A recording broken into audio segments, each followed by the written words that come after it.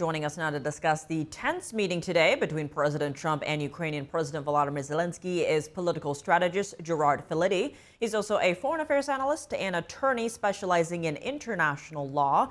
G'eraird, thank you so much for joining us. Good to see you again. Now, today's meeting ended without a deal, with President Trump calling Zelensky disrespectful and reiterating that Ukraine has no cards in peace negotiations. What's your takeaway from today's meeting?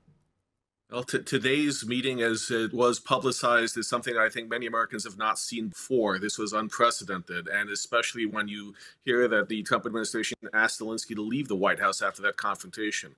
What we saw was an inability by President Zelensky to understand that he needs to compromise. The fact that he was discussing no compromises while Trump was repeatedly talking about the need to find us to solve the problem, to be a mediator, shows that this is not something that can happen at this time.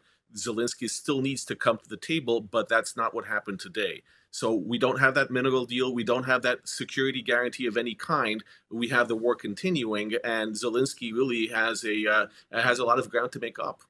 And President Trump posted on Truth Social after the meeting saying, quote, "I have determined that President Zelensky is not ready for peace if America is involved, because he feels our involvement gives him a big advantage in negotiations. I don't want advantage, I want peace. He disrespected the United States of America and its cherished Oval Office. He can come back when he is ready for peace." How do you read Trump's statement here?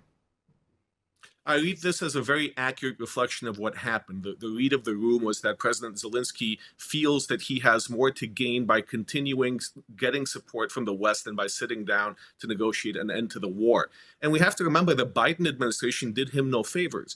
We gave him just enough arms and weapons to stay in the fight, but not enough to actually win or make significant progress. So this gave him the illusion that America would continue supporting him in the fight, when in reality, there needs to come an end to this war. So until Zelensky realizes that there needs to be compromise, that there needs to be an end to this, we're likely to continue seeing this war. But I think everyone is getting tired of the vast devastation, the human tragedy that's occurring, and Zelensky will be back and this deal will be negotiated. On that note, what is next for U.S.-Ukraine relations? Are things irreparable at this point, or what needs to happen?